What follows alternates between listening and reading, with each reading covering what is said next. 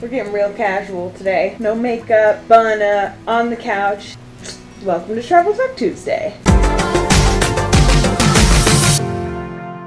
If you're new to Travel Talk Tuesday, basically there's a new topic every week all about travel, and every week the Travel Talk Tuesday tribe discusses that week's topic, and it's really cool because you get perspectives from all these different travelers. So before you leave this video today, be sure to check out the links down below and watch everybody else's videos. So I, as many of you know, identify as a very anxious person, and the anxiety definitely comes on my travels with me. On top of that, I'm also a very social person, so when I first started traveling, solo travel was 100% off the table. There was no way. I hardly enjoyed doing anything by myself. Eventually, when I was going to school in Oregon, I had to make lots of solo train trips to and from home, but that's still pretty familiar. I think the biggest solo travel experiences I've ever had on my own are definitely wandering around China. I've done a lot of solo exploring around Nanjing, China and Beijing, China. As many of you guys know, I have links to those both up above, and this is because my husband was incredibly busy, and basically if I didn't do any kind of solo adventuring, I hardly would have adventured at all. And I have to admit, I am so grateful that I was forced into that experience, because I learned that solo traveling is awesome. It's different, it's better in many ways, it's worse in other ways. It can be more anxiety heightening, it can be slower or faster depending on your needs. So as I kind of delved into the idea of solo travel, I actually did end up looking up a lot of different flights and considered going to Japan by myself. I considered going to Australia by myself. I considered going all kinds of places by myself. And the fact that I seriously considered them indicates to me that I am completely over my fear of solo travel. Unfortunately, the flights to Australia and Japan and other places I wanted to go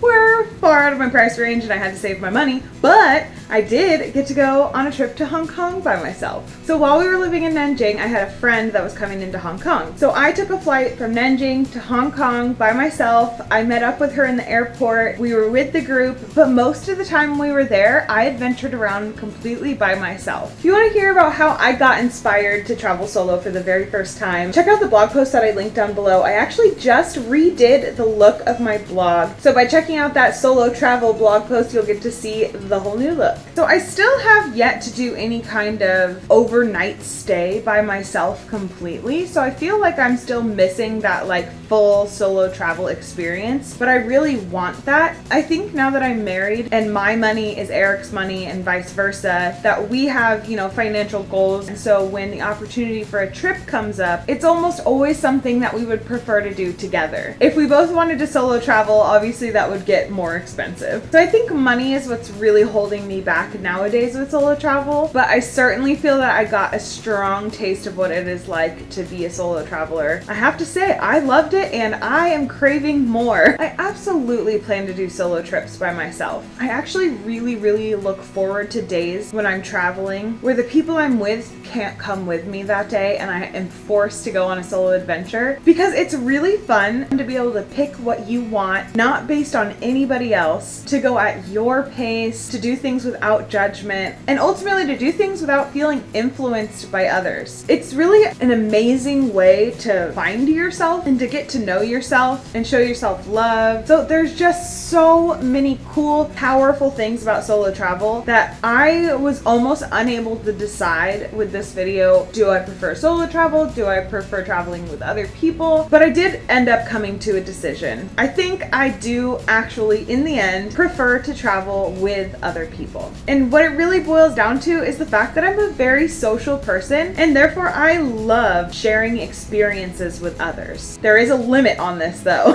because I really do not like traveling with big groups. I really hate it. And by big groups, I mean more than 4 people probably. Of course, the group dynamics can change depending on how close you are to people. The only thing is that when you have a huge group of people, the logistics get harder. It's harder to get people out of the house. You have to make reservations for everything, all that kind of stuff. So it just becomes harder in a lot of ways. So personally, I really don't like traveling with a huge group, but traveling with my husband or with a friend or with a couple friends is my absolute favorite way to travel. One thing that brings me so much joy in this life is inside jokes. When you have like little things with your friends that make you both just burst out laughing. And those are the kind of memories that you get to build when you're traveling with other people. Also, as someone who suffers from anxiety, I definitely feel more comfortable and supported when I have at least one other person who's familiar alongside me. I think when I'm with somebody that I'm comfortable with and familiar with, I'm less likely to go into a panic mode or feel super overwhelmed. And I'm even less likely to snap to quick judgments when I'm,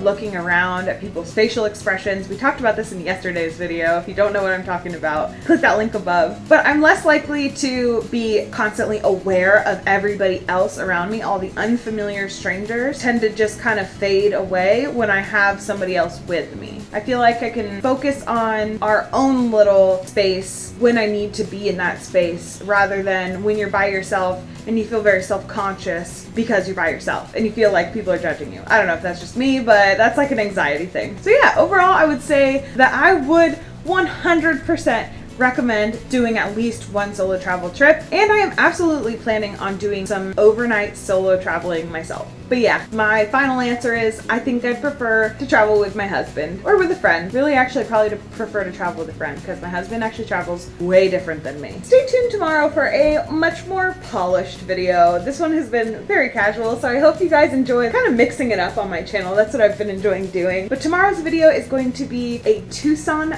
budget food guide, and I am so excited because I ate so much delicious food in Tucson, and I cut it out of all the vlogs that you've seen so far so that I could save it for this video. And I'm really excited, but I really need to go start working on it. So I gotta go. Thank you for watching. Okay, bye!